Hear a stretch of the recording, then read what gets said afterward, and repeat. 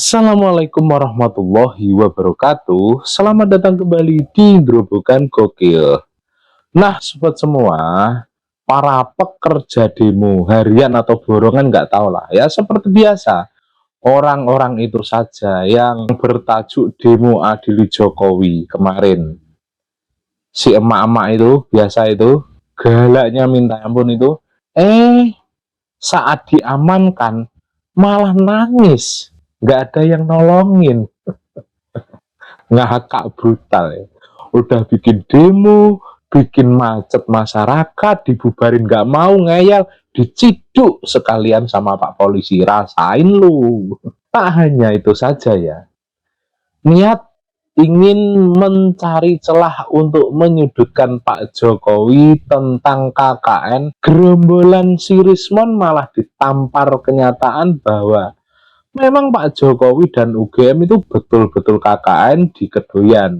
Gimana Rismon? Mau berkata apa lagi loh?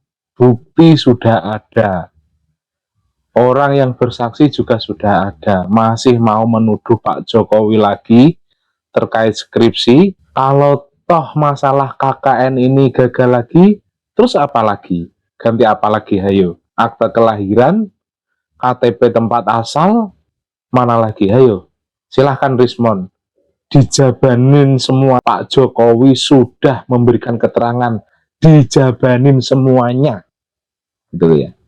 Nah, tanpa berlama-lama lagi, berikut adalah video lengkapnya.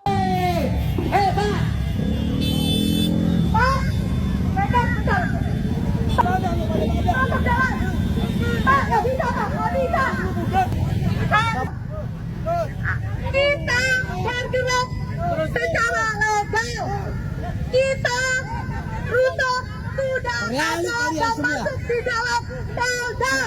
Bikin gaduh aja ini anak-anak abah.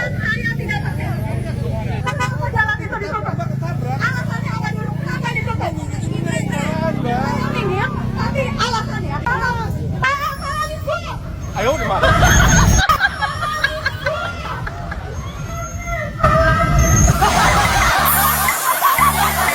di Kecamatan Wonosegoro. Oke, sambil jalan kita Pak Janes. Iya, yang katanya Jokowi dibilang di sini dia salah satu KKN di Kecamatan Wonosono. Masa di Kecamatan KKN-nya kan aneh. Ya. Tapi pengen tahu aja kita biar Bareskrim berketahuan. Dasar orang-orang nggak tahu malu ya. Apa yang dikatakan Bareskrim itu di mana Kelompok Kecamatan kurang Wonosegoro kerjaan. itu inilah. Jadi PLT Camat sedang ada Pak ya? Iya ada. Oh ya. Harusnya berkasnya ada dong Pak.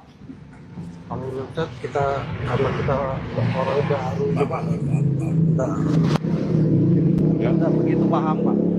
Jadi kedatangan kami di sini Bu, itu kaitannya dengan kemarin kan ada yang lagi ramai di media sosial itu kan tentang KKN-nya Pak Jokowi. Lah kami tadi kan sudah ke kecamatan diterangkan bahwa di sana itu tidak menyimpan dokumen-dokumen yang berkaitan dengan KKN. Tahun 83 Tahun 83 saya ya sudah besar, sudah punya anak saya. Ya, saya kebetulan kerja di Boyolali tadi. Ya, kemarin kan ada ya rame-rame. Terus di sosial media Pak Jokowi itu pernah KKN di Kedoyan. Dan saya cari informasi yang anak-anak yang sudah besar seusia saya. Itu saya ya bukannya saya ya saya tidak tahu, tapi mendengar ya Pak, katanya benar itu kan ada media-media yang pembuatan 10 program pokok PKK itu ya di sosial media ada. Nah itu kebetulan mungkin itu dulu pas kepala desanya Pak Jentu, Pak Abdul Wahab itu. Tapi nyuwun sewu Ibu. Biasanya kan kalau untuk KKN itu kan para mahasiswa ini kan datang, terus kemudian membuat program. Nah itu waktu Ibu bertanya ada yang KKN yang bernama Pak Jokowi itu siapa yang matur bahwa beliau pernah KKN di sini itu siapa? Itu kan ada ya, nanti kalau Bapak kurang saya juga dari teman-teman saya kan di situ ada fotokopi namanya Pak Mukti dari Cekan ya itu pernah mengantar Pak Jokowi itu naik Vespa ke Solo. Ini saya cuma berita ya Pak, bukan naik sepeda, dia ngambil gitar, bertanya. Mendengar cerita dari cerita orang lain gitu. Iya, mendengar cerita dari orang lain. Dan waktu tahun 1983 itu kebetulan sekdesnya bapak saya almarhum dan kepala desanya ya juga sudah almarhum. Terus yang lainnya perangkat-perangkatnya masih tapi tidak waspada karena kan biasanya KKN itu kalau sudah ditaruh di kepala desa atau di kardus-kardus tempat kan beda. Itu kan apa ya benar Pak Jokowi KKN di Medan. Nah buktinya kok ya di sosial itu ada buat bikin program 10 pokok PKK itu. Tapi yang Pak Jokowi yang mana kan saya itu yang buat program 10 pokok PKK itu wujudnya apa?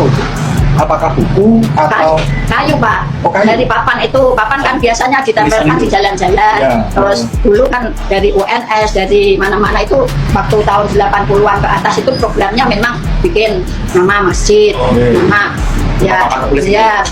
PKK, nama musola itu dan nanti ditempelkan di tempat-tempat. Berarti masih ada sampai sekarang? Ya yang sudah rusak lah ya. sepertinya itu 40 tahun. sudah ada mau 8 bidanan Sudah terapung gitu. Iya, Berarti betul di desa ini Bu ya? iya Ketoyan ini tapi Betul kan desa Ketoyan Iya. tahun 83. ya Semuanya kalau menuduh, sekali lagi, kalau menuduh palsu, itu harus bisa membuktikan palsunya di sebelah mana. Kalau memang sudah menuduh, ya nanti bisa digugat balik. Tapi yang jelas, orang lihat aslinya aja belum pernah lihat, kok bisa menyatakan palsu itu dari mana. Ya, Kemarin dasari untuk laporan pencemaran nama baiknya itu tetap duduk sih. tetap. Kemarin Pak Rismon ini Pak yang soal tempat KKN juga dipersoalkan itu mungkin ada tanggapan? Ya, KKN dicek aja di Desa Ketoyan, di Kecamatan Wonosegoro, Kabupaten Boyolali, dicek ke sana. Cek aja. Mau dekat aja dari sini, cek. Warung-warung naik.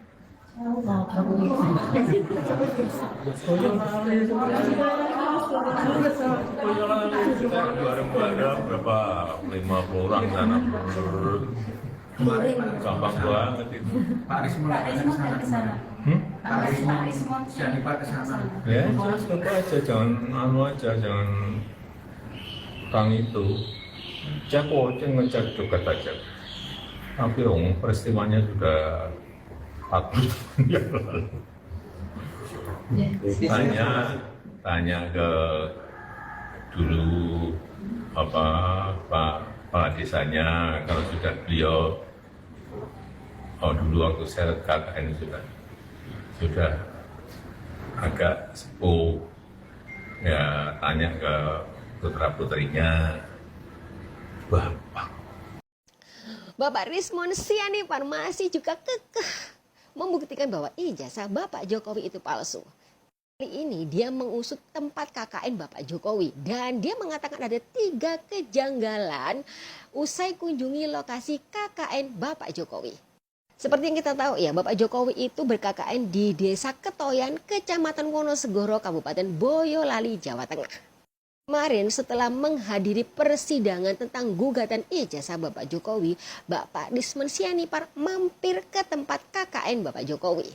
Walaupun berbagai tuduhan yang dilayangkan oleh kubu Bapak Rismon Sianipar dan juga Roy Suryo dipatahkan oleh beberapa orang, tapi mereka masih kekeh mencari celah tentang keabsahan ijazah Bapak Jokowi.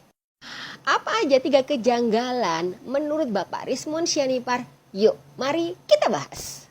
Kejanggalan yang pertama adalah tidak ada dokumen tertulis atau foto. Menurut Bapak Rismon Sianipar, beliau tidak mendapatkan bukti tertulis atau foto di pemerintahan Desa Ketoyan, Kecamatan Wonosegoro, Kabupaten Boyolali. Menurut Bapak Rismon Sianipar, bukti bahwa Pak Jokowi itu KKN di sana adalah dari mulut ke mulut. Tapi Bapak Rismon, Bapak Jokowi itu udah KKN 40 tahun yang lalu. Dan apakah desa masih menyimpan dokumennya? Saya rasa tidak. Jangankan 40 tahun yang lalu, yang ber-KKN 10 tahun yang lalu di desa tersebut, saya yakin sudah tidak ada foto ataupun dokumen yang menyatakan mereka ber-KKN di sana. Mungkin Bapak Rismon Sianipar perlu mencari tahu dulu bahwa di setiap instansi pemerintahan ada pemusnahan dokumen yang dilakukan setiap 10 tahun sekali. Dokumen yang tidak dimusnahkan adalah dokumen yang bersifat histori. Tapi kalau misalnya itu dokumen tentang KKN sudah pasti dilenyapkan karena itu sudah terjadi 40 tahun yang lalu. Kejanggalan yang kedua adalah kepala desa tidak mengenal Bapak Jokowi. Menurut Bapak Rismon Sianipar, kades yang sekarang itu tidak mengenal Bapak Jokowi. Apalagi kades yang sekarang itu seumuran dengan Bapak Jokowi. Kades yang sekarang merupakan anak dari kades yang terdahulu. Yang perlu Bapak Rismon ketahui, kades itu tidak jabatan turun-menurun, Pak. Itu bukan raja. Jadi belum tentu bapaknya kades yang sekarang itu menjabat pada waktu Bapak Jokowi KKN di sana. Setahu saya ketika saya kecil itu sudah ada pemilihan kepala desa. Saya tidak menjamin apakah kepala desa yang dahulu menjabat pada waktu Bapak Jokowi KKN adalah orang tua dari kepala desa yang sekarang. Mungkin Bapak Rismon perlu untuk belajar lagi tentang tata pemerintahan di desa. Kejanggalan yang ketiga adalah wilayah KKN Bapak Jokowi itu baru diresmikan pada tahun 2000-an. Menurut Bapak Rismon Sianipar, Desa Ketoyan yang menjadi lokasi KKN Bapak Jokowi itu disahkan pada tahun 2000-an. Padahal Bapak Jokowi itu KKN di sana kurang lebih sebelum tahun 1985. Menurut Bapak Rismon Sianipar, dia mendapatkan info tersebut dari media sosial. Dan saya juga nggak tahu apa Bapak Rismon udah memverifikasi info tersebut. Menanggapi tentang apa yang dilakukan oleh Bapak Rismon Sianipar, Bapak Jokowi santai-santai aja. Dia mempersilahkan Bapak Rismon Sianipar untuk mendatangi tempat beliau ber-KKN. Kalau tentang kepala desanya, Bapak Jokowi mengatakan pada waktu itu kepala desanya sudah sepuh. Dan kalau sudah 40 tahun yang lalu bisa diperkirakan bahwa beliau mungkin sekarang sudah meninggal. Kalau memang Bapak Rismon mau mengklarifikasi, mungkin Bapak Rismon bisa datang ke tempat pemakaman untuk bertanya langsung dengan beliau. Juga nggak tahu kenapa Bapak Rismon Sianipar itu masih kekeh membuktikan tentang ijazah Bapak Jokowi. Kalau menurut saya makin kesini argumennya Bapak Rismon Sianipar itu tidak masuk logika. Apakah memang Bapak Rismon Sianipar sudah kehabisan cara ketika kemarin ijazahnya juga diduga tidak asli?